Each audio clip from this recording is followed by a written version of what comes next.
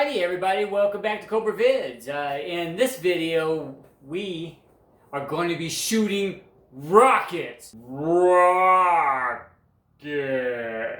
But anyway, let me go ahead and give you a sample of what's going to happen.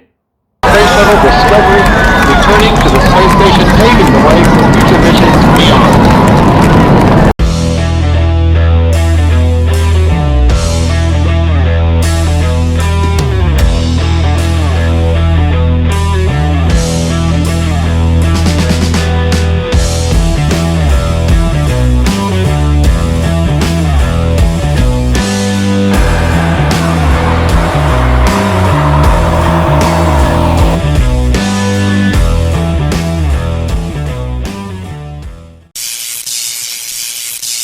Alright guys, now that our heads are back down to earth, and I'm going to get real here. I'm going to tell you what we're really doing out here. We're really going to teach poodles how to fly.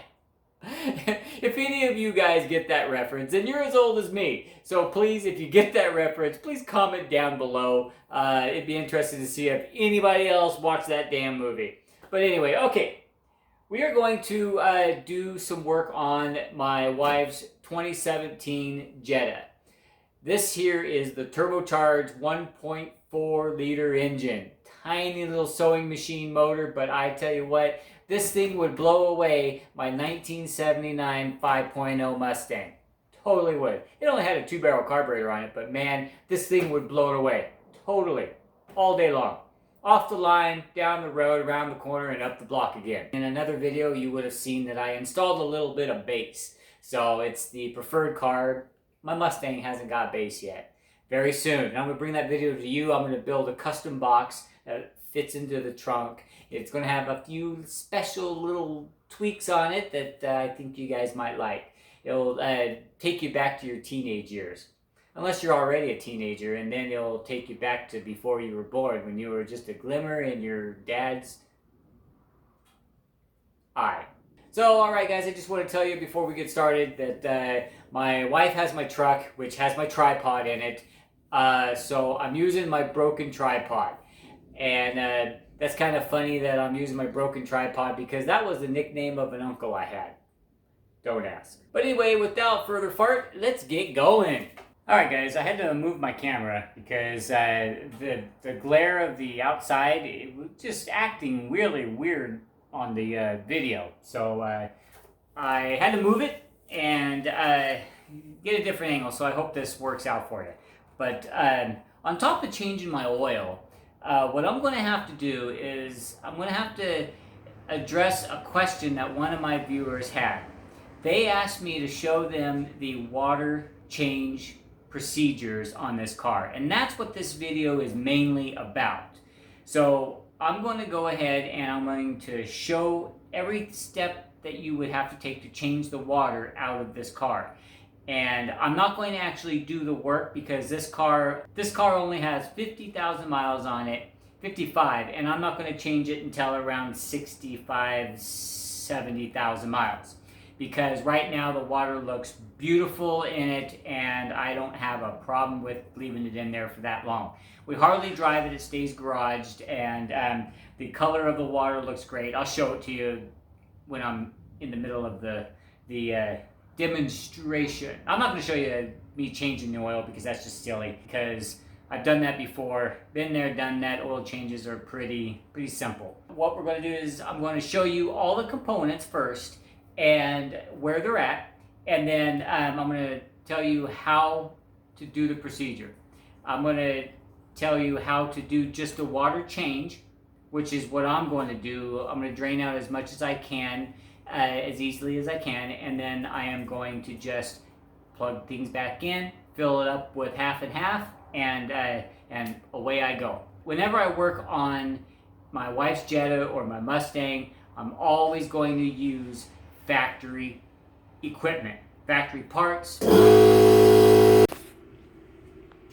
My God, this video just shows how dirty my wife's car is. Does she ever get her ass out here and clean the damn engine? Wait a minute, that's my job. Alrighty, okay.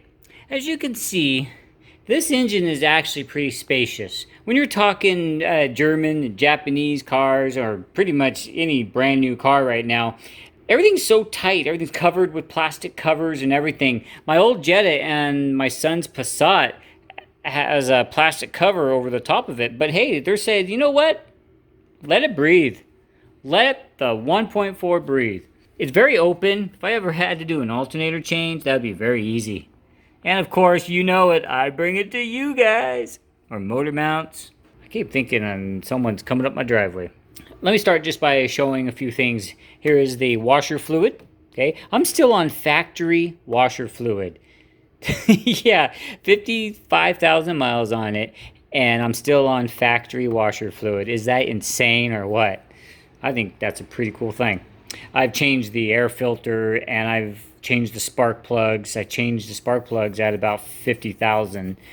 The factory on a lot of these newer cars will say plugs are good for 100,000 miles. Well, I've learned to cut it in half. So 50,000 miles on plugs, pretty good. Unless you have running issues, power issues, and then change them sooner. Here is the Antifreeze Reservoir. Okay, this is the little doodad that connects to the sensor that tells it when it's low.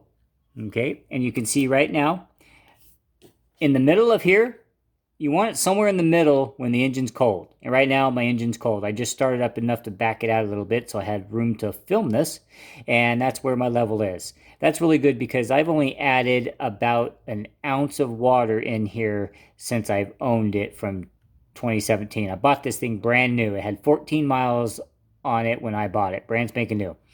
So I've been doing all the services to it, and this thing runs like a brand new car because technically it is. Once you get your water drained, and you want to take off this cap so that you can, so the air will come in here and it'll flow out a lot easier.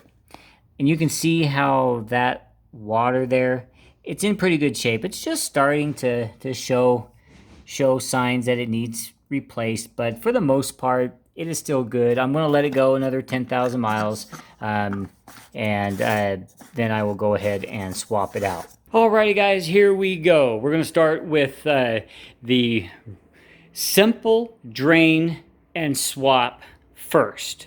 Now, once we get done with the simple drain and swap, then I'll take it a little further and show you if you want to flush out every little bit of the water system, flush out any grime. If you're having problems with your heater core, your heater's not working too good inside, it might be plugged up with debris. But if you're working on a car that has 50,000, even 65, 75,000 miles, that's probably not the case. And if your fluid looks as wonderful as mine does, then that is definitely not the case. And if your fluid looks great here, you're having no cooling issues, your heater's working fine, everything seems to be doing beautiful, you just want to do the maintenance, don't do any flushing. But I will go into the flushing portion of it a little bit later. Okay, but first of all, let's get to draining this thing. I'm not actually going to do this work because I don't have to do it just yet. I'm just going to show you the process. I'm going to show you all the bits and pieces of it and how to get to everything in order to do it yourself. The first thing I would do is I would remove the belly pan. Where's that wrench? There we go. Oh, God. Took forever to get that wrench. Okay, so all along the side, there's about 5 along the pan on the passenger side, and there's some on the driver's side.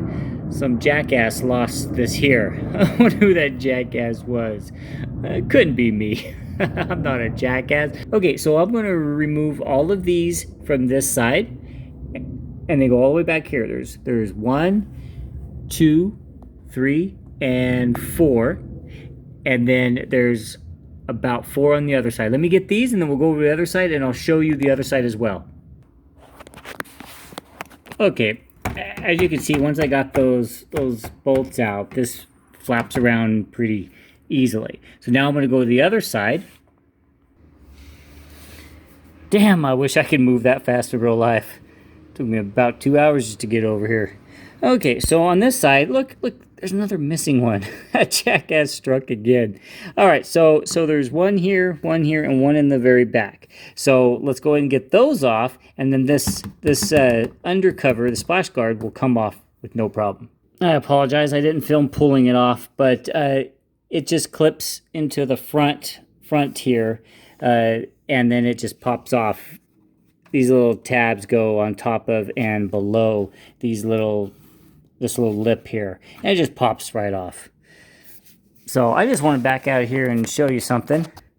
See these marks here, and how it's rubbing this plastic like this, right? You know what that's called? That's called wife marks. Sorry, babe. So, okay. All right, guys, this is the upper radiator hose here.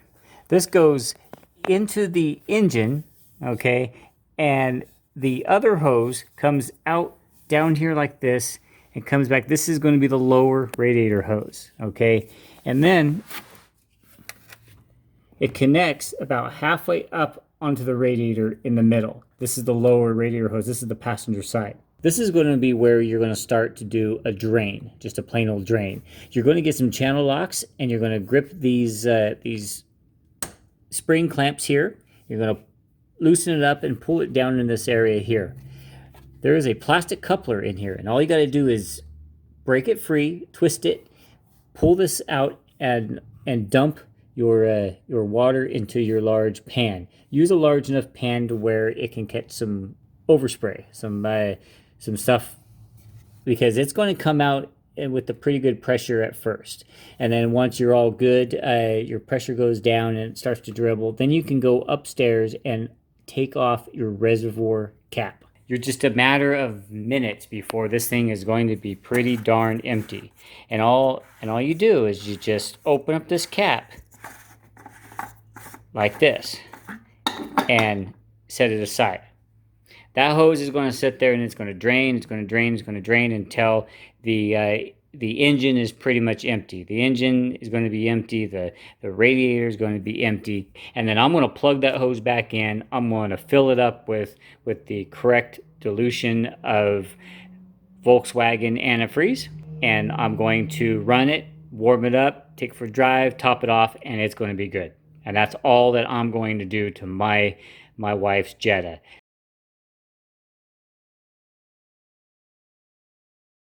There's something plugging up the cooling system, because on hot days, it's just not doing a good job. You've tested the fans, you've tested the thermostat's been replaced, you've tested everything out, and the only thing you can think of is something's clogging up the water passages. So you want to do a full-fledged flush. Okay, here we go. You want to take this line here off, and how you do that is you take a screwdriver and you pop this clip out. Once this clip is popped out halfway, this thing will come off. Be very careful. Sometimes these get brittle, and when I did my son's, I snapped that off of there, and I had to buy a new one. And they're not dirt cheap, believe me. So pull that off carefully there, so that the after draining, of course, I should have mentioned that. After you've drained the radiator down, then remove this line here.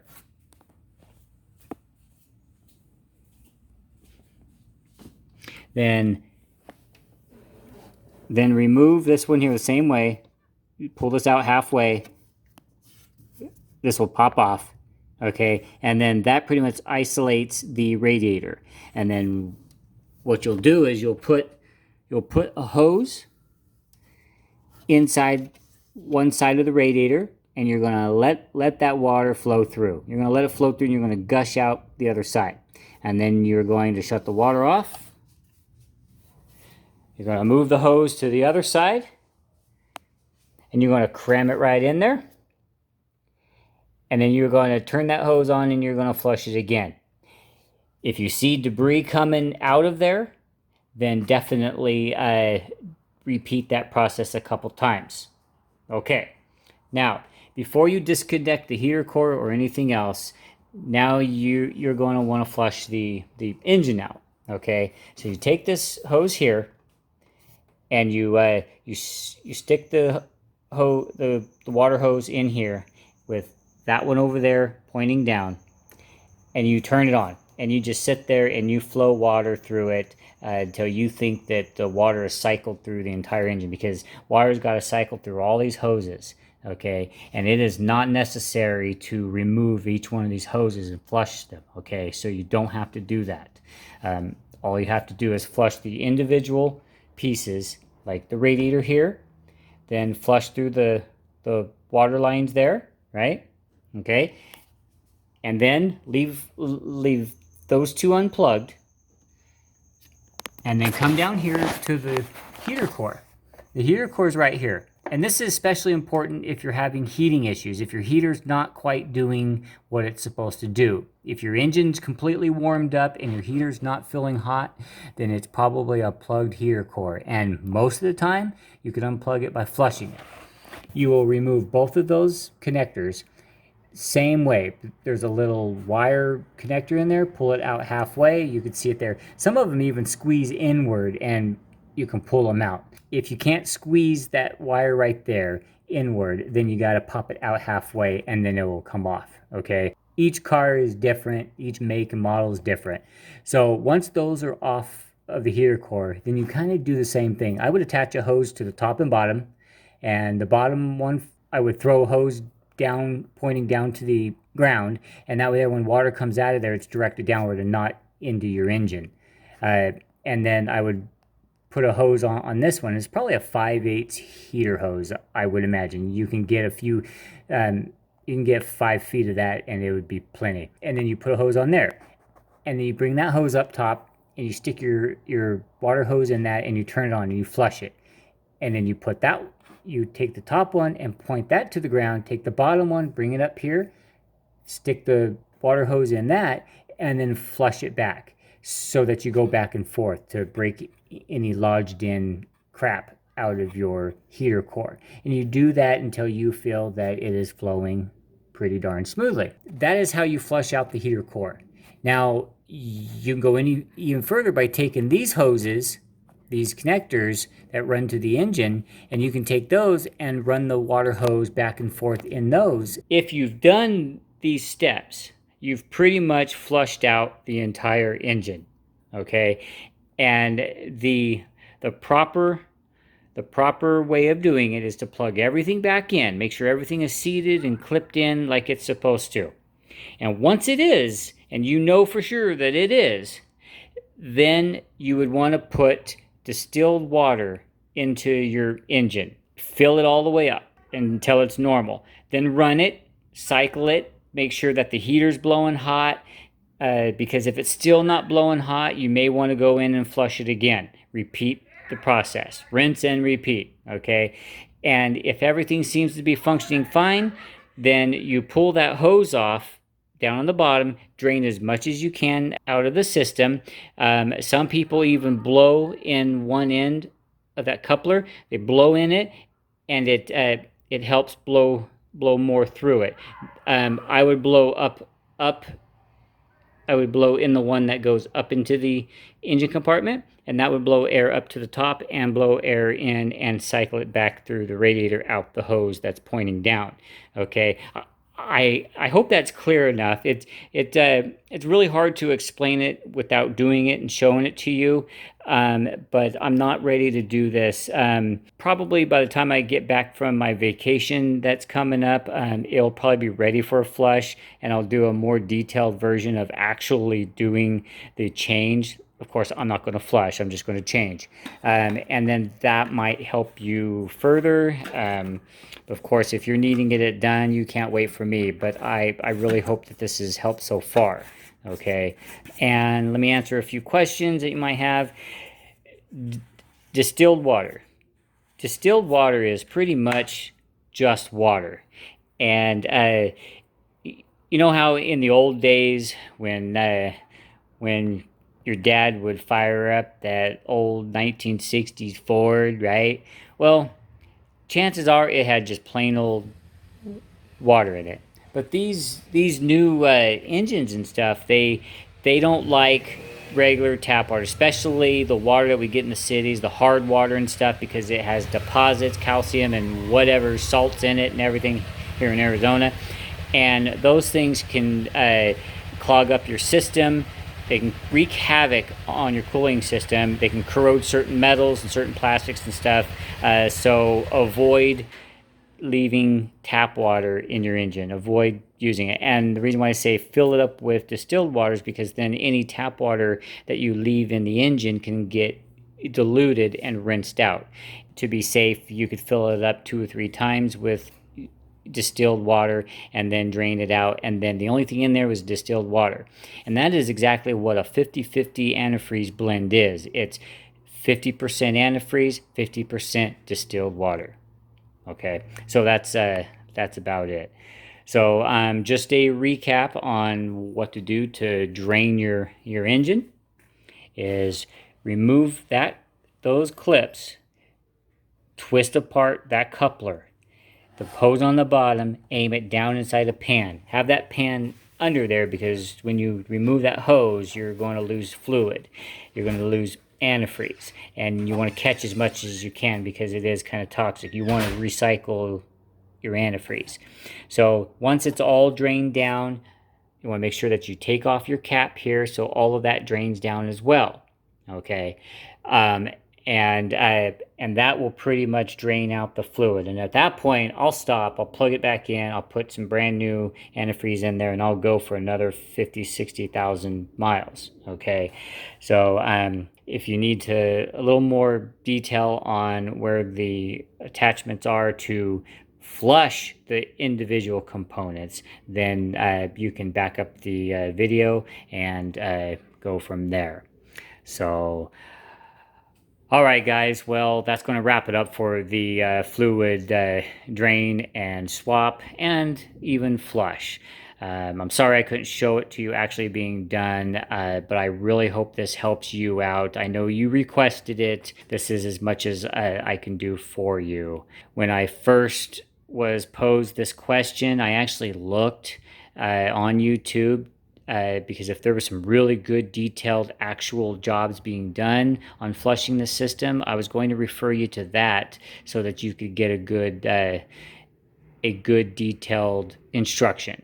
But I couldn't find anything of this exact configuration. And if this is your engine, this is what your engine looks like, then this will get the job done. This is pretty much what a shop will do for you. But they will go into a little more high tech. They'll attach hoses. They'll bring water in and reclaim it in tanks and this and that. And they may even do a cleaner to run through your system to clean your system. But if your water's looking like that, you don't need to go through the extreme measures of flushing your water system. So that's going to wrap it up, guys. I really hope this helps you out. So if you guys haven't already done so, please like, subscribe, and definitely ring the bell, because we're going to be doing a lot more to this Jetta as time goes, and we're always doing things with that car right there. All right, guys, thank you for watching Cobra Viz, and as we always say, peaches are fuzzy.